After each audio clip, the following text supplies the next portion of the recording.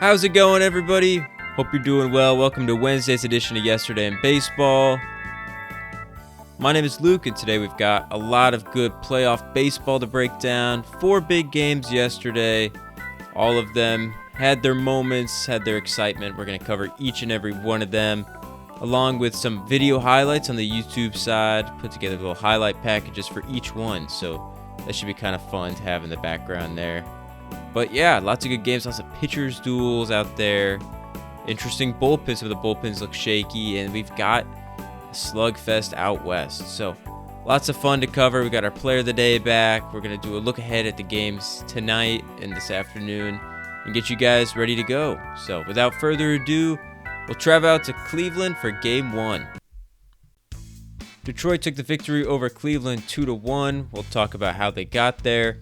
In the top of the first inning, Detroit came out looking very aggressive. They were swinging the bat early, trying to get to Gavin Williams. They did just that. They had a bloop hit, an error from the outfielder got him over to second. And then we had a little bloop single again to make it 1-0. That was my key to the game for them, was just to strike early. You know, that starting pitching's been so good, getting them out of the game as early as you can. We went to the top of the third. A single and a walk set up more tension for Cleveland, but Gleyber Torres grounded into a tough double play. On the bottom of the fourth inning, Gabriel Arias knocked in Angel Martinez on a truly bizarre play. So a little chopper back to the mound. It got past the pitcher, who's still in the infield, and Martinez, who was on second base, raced home and scored before Skubal was able to even get the ball to the plate. It was a close one. They challenged it. He was safe. That made it 1-1. On to the seventh inning, Detroit had a leadoff double by Riley Green, then another error from Jenkinson Noel, and the Tigers had runners on first and third. That was the end of the line for Williams as he was pulled. Hunter Gaddis was brought in with 1 out in the seventh, and Zach McKinstry laid down a beauty of a safety squeeze, which scored 1. The Tigers went up 2-1, just perfectly executed small ball there. And then you give it to Tarik Skubal. He's got a lead again. He goes into the 8th inning. He tied Detroit's postseason record, recording 14 strikeouts in that outing, also tying his career high. He gave up 1 across 7.2 and striking out 14. Into the top of the 9th then, the Guardians held Detroit's lead at 1 with the Brian Rocchio diving play. That was a great catch to hold them there. So on to the bottom of the 9th, the Guardians had J-Ram up. He got an infield single, and thanks to another error, pretty sloppy game, the ball got up the first base line, and he made it all the way to third base with nobody out. We had 1 out made, and then Kyle Manzardo hit a chopper back to the mound, where J-Ram went on contact and got himself thrown out trying to get to home. And that was the end of the Guardians' threat in the 9th. Will Vest closed it out with a 4-out save. He looked solid. Skubal, Detroit's small ball, helped them get the victory 2-1 as they're up 1-0 in the series. For Game 2 yesterday afternoon, we traveled out to Wrigley Field where the San Diego Padres lost to the Cubs 1-3. The beginning of the action was in the top of the second inning where the Padres scored 1 thanks to back-to-back doubles from Jackson Merrill and Xander Bogaerts. The Cubs managed to strand Bogaerts at third, limiting the damage.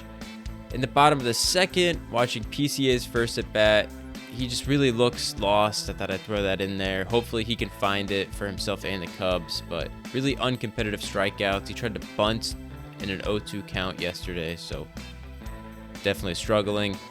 And in the top of the fourth inning, the Padres had another chance as Manny Machado walked and a sac bunt set up a big opportunity, but Dansby Swanson made an incredible catch and throw to shut down the threat and keep the deficit at 1.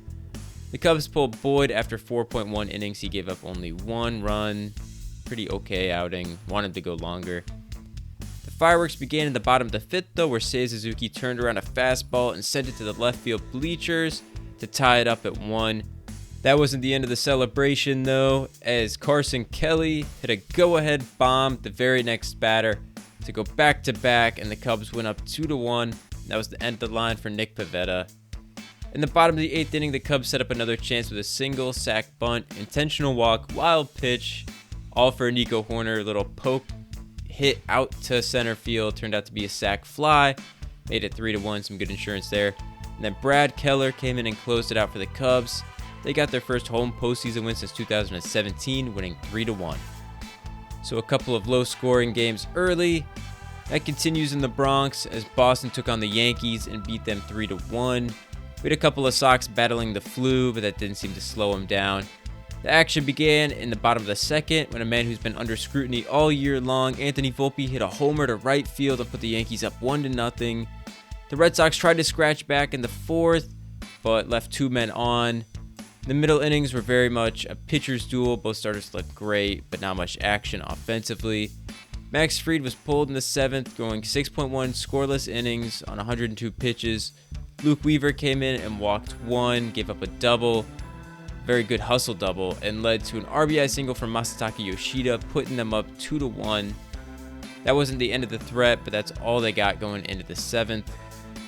Garrett Crochet was lights out. He retired 17 batters in a row at one point.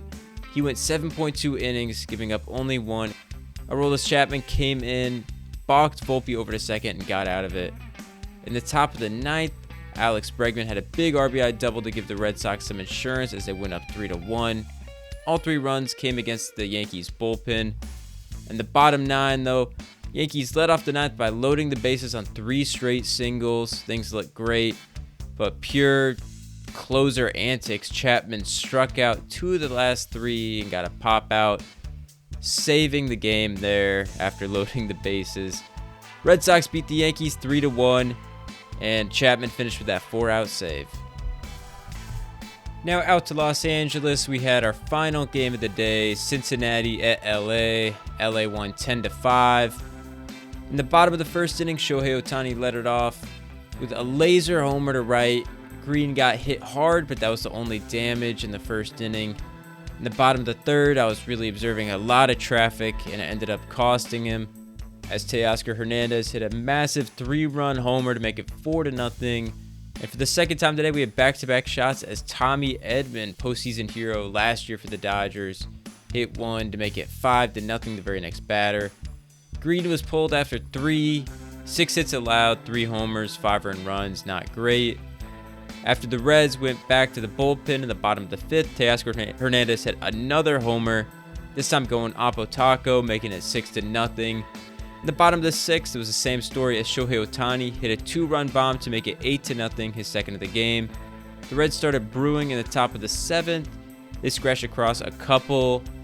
One as Ellie beat out a double play to score, and another from a Tyler Stevenson RBI double. Snell got out of the jam, but that was the end of the line for Snell as he went 7 innings, 2 earned, 9 Ks.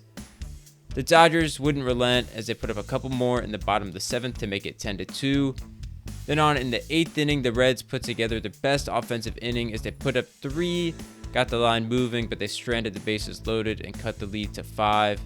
The Dodgers closed it out, winning 10-5. Shohei Ohtani had a pair of homers. Teoscar Hernandez had a pair of homers. And they didn't have their best arms out there, but their bullpen definitely showed some cracks. So we'll see how concerning that is moving forward. So early impressions, definitely interesting. A lot of close games. The bullpen on the Yankees and Dodgers, definitely they're showing their cracks. Cincinnati didn't quite look ready for postseason baseball, but maybe they turn it around today. I hope that for them and their fans. And then the Cubs, they kind of looked like that wagon I was talking about. It wasn't, a blowout or anything, but you can kind of see how they just have a lot of different ways to win. And, they could definitely make a deep run. And we'll see the Guardians. Their offense is kind of the concern coming into this. And they were up against Skubal for sure. That's a big issue. But they got to take advantage of those opportunities like they had in the 9th inning. That's just a little mental error from J-Ram. I don't doubt that they can come back from that. But they don't look quite as strong as that team that, steamrolled everyone to come back from the largest divisional deficit ever to win it. So we'll see. That's why it's best of 3 series, because we got more games to be played today and potentially tomorrow. So without further ado, we'll hop into our player of the day.